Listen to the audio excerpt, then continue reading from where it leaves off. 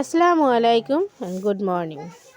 আসামের ছোট্ট একটা গ্রাম থেকে মাই সিম্পল লাইফস্টাইল শেহনাজে আমি শেহনাজ তোমাদের সবাইকে স্বাগত জানাচ্ছি। আশা করছি আল্লাহর রহমতে সবাই ভালো আছে, সুস্থ আছে। তোমাদের ভালোবাসায় আমিও ভালো আছি, সুস্থ আছি। সকাল সকাল ঘুম থেকে উঠে আমার উঠোন টুঠোন ঝাড়ু দেওয়া কমপ্লিট হয়ে গেছে। এখন আমি ঘর ঝাড়ু দিয়ে নিচ্ছি। বিছানা টিছানা এখনও গুছানো হয়নি, তো ঘরটার ঝাড়ু দিয়ে নেব। তারপরে ফ্রেশ ট্রেশ হয়ে ছেলে মেয়েকে খাইয়ে দিয়ে স্কুলে পাঠাবো, প্লাস নিজে জলখাবারটা খেয়ে নেব, সকালের নাস্তাটা করে নেব। তো চলো দেখতে থাকো। আশা করছি আজকের ব্লগটা কোনো অংশ তোমাদের ভালো লাগবে। যদি ভালো লাগে তো অতি অবশ্যই একটা করে লাইক দিয়ে ভিডিওটা কন্টিনিউ করো, আর প্লিজ কেউ স্কিপ করে দেখো না। তো চলো দেখতে থাকো। একটু লজ্জা চোখে, একটু লজ্জা মুখে, কাছে এসো না। দুষ্টু ইচ্ছেগুলো বলছে আরো ভালো, আজকে বাসনা।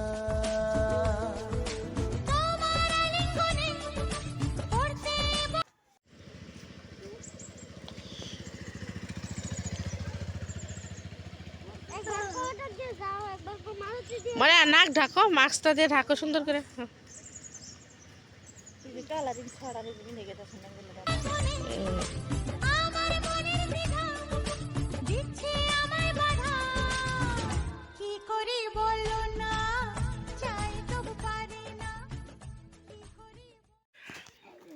সো ফ্রেন্ডস, বড়া চালের ভাতটা যদি তুমি এরকম করে দুধ দিয়ে খেতে পারো, বিশ্বাস করো মাশাআল্লাহ এতটা টেস্টি লাগে কি বলবে।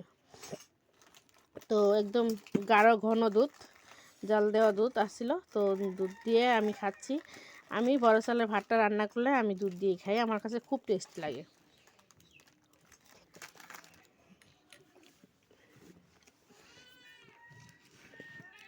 হালকা একটু চিনি নিলেই হয়ে যায়, আর কিচ্ছু লাগে না। সত্যি বলছি, মানে আমার কাছে সেই টেস্ট, সেই স্বাদ লাগে। তো চলো খাবার দাবারটা সেরে নিচ্ছি, সকালের টিফিনটা করে নিচ্ছি, পরে আবার তোমাদের সঙ্গে দেখা হচ্ছে। সো ফ্রেন্ডস, এখানে দেখতে পাচ্ছ রান্নাবান্না হচ্ছে। মাংস রান্না হয়ে গেছে, আলু দিয়ে মাংস রান্না করলাম। আর তোমার এখানে আছে বেগুন ভাজা। তো আলু দিয়ে মাংস রান্না, বেগুন ভাজা। আর প্রেশারটা একটু মাটি দিয়ে লেপ দিয়ে দিয়েছি, প্রেশারে ভাত বসিয়ে দেবো, ঠিক আছে। জামা কাপড় সব কেচে দিয়ে মেলে দিয়েছি, গোসল করা হয়ে গেছে। শুধু সোনামায়ের গোসল করা হয়নি, সোনামায়ের জন্য পানি গরমে দিয়েছি, সোনামাকে গোসল করাবো। ও, আর ভাতটা বসিয়ে দেবো, ঠিক আছে। করে সমস্ত কাজ বাজ হয়ে গেছে। এই তো সোনামায়ের জন্য পানি গরমে দিয়ে দিয়েছি, সোনামাকে গোসলটা করিয়ে নিই। তোমাদের ভাইয়া এখনও আসেনি। তো চলো আমার রান্নাবান্নাটা হয়ে যাক, পুরো হাঁপিয়ে গেছি। তো চলো ঠিক আছে, পরে আবার দেখা হচ্ছে। সো ফ্রেন্ডস, ফাইনালি দেখতে পাচ্ছ আমার মাংসের ঝোল কত সুন্দর কালার এসেছে, দারুণ কালার এসেছে। রান্না কমপ্লিট। বেগুন ভাজা করেছি, এই তো বেগুন ভাজা। তো ছেলেকে ভাত দিয়ে দিয়েছি, ছেলে ভাত নিয়ে বসে পড়েছে। সোনামার জন্য ভাত বেড়ে নিয়েছি। তো চলো আমি ওদের খাইয়ে দিচ্ছি। তো সোনামা তেল চাইছে বেগুন, দাঁড়াও দিচ্ছি। এটা বেগুন, আচ্ছা। তো সোনামা বেগুন ভাজা চাইছে, দেখা যাক কদ্দুর কি খাইতে পারে। তো চলো ওদের খাবার দাবার খাইয়ে দিয়ে নিই। তোমাদের ভাই এখনও আসেনি, তো ও আসলে আর কি আমি খেয়ে নেব দুইজনে। তো চলো ঠিক আছে, ওদের খাবার দাবারটা খাইয়ে নিই, পরে আবার দেখা হচ্ছে।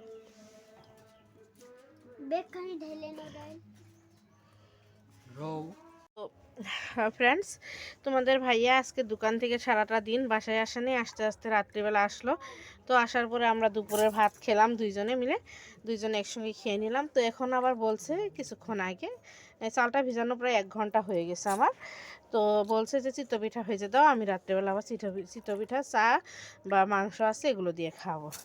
তো যে কথা সেই কাজ, আমি এখানে 1 কেজি চাল ভিজিয়ে নিলাম। তো এগুলো এবার মিক্সিতে গ্রাইন্ড করে নেব। তোমরা তো জানোই আমি যেভাবে পিঠাগুলো বানিয়ে থাকি। তো বাবানও বলছে যে মা আমিও রাত্রে ভাত টাত খাবো না, আমিও পিঠাই খাবো। তো সেই জন্য আর কি কেজি চাল ভিজিয়ে নিলাম। তো চলো আমি এগুলো গ্রাইন্ড করে নিয়ে আসছি, তারপর আবার তোমাদের সঙ্গে দেখা হচ্ছে, ঠিক আছে। দেখতে পাচ্ছ পানি কিন্তু দিতে হবে, আরও পানি লাগবে। এটাকে গ্রাইন্ড করে নিই, পরে আরও পানিটা দিয়ে দেবো। পানির পরিমাণটা তো সেদিন আমি তোমাদের দেখিয়ে দিয়েছি, তাই না? তো চলো ঠিক আছে, আমি এগুলো গ্রাইন্ড করে নিয়ে আসছি। সো ফ্রেন্ডস, মিক্সিতে চালগুলো পেস্ট করতে গিয়ে কী থেকে কী হয়ে গেল নিজেও টের পেলাম না। জগের মুখাটা খুলে গিয়ে সারা ঘর শুদ্ধ দেখতে পাচ্ছ চাল টালগুলো দিয়ে একাকার, ছিটটে পিটে একাকার হয়ে গেছে।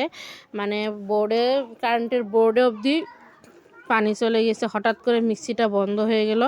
তো উপরওয়ালা সয় থাকলে জানোই সব কিছু ভালোই হয়। তো সত্যি ভাগ্য ভালো ছিল, তাই সব কিছু ভালোই আছে।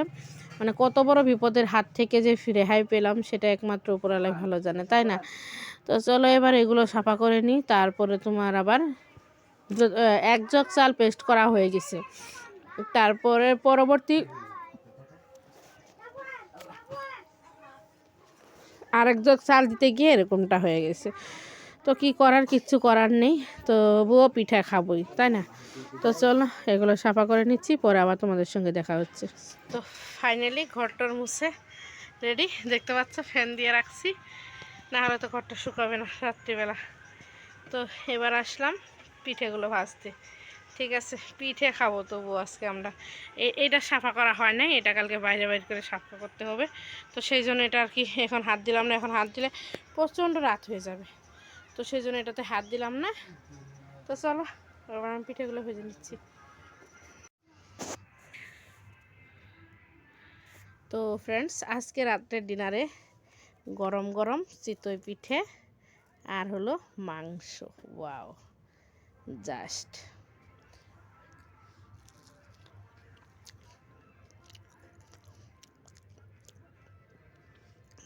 রাতের মেনুটা কিন্তু দারুণ। অনেক কোট কাল পুড়িয়ে অবধি এসেছি খাওয়ার জন্য, ঠিক আছে? তো দেখতে পাচ্ছ পিঠে থেকে ধোঁয়া উঠছে।